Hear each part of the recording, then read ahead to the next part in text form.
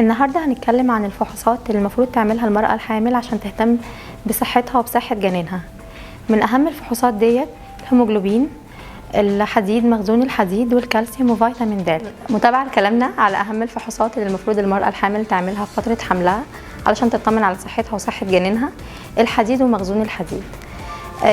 أهم حاجة بالنسبة للحديد ومخزون الحديد نطمن إن ما يبقاش فيه نقص.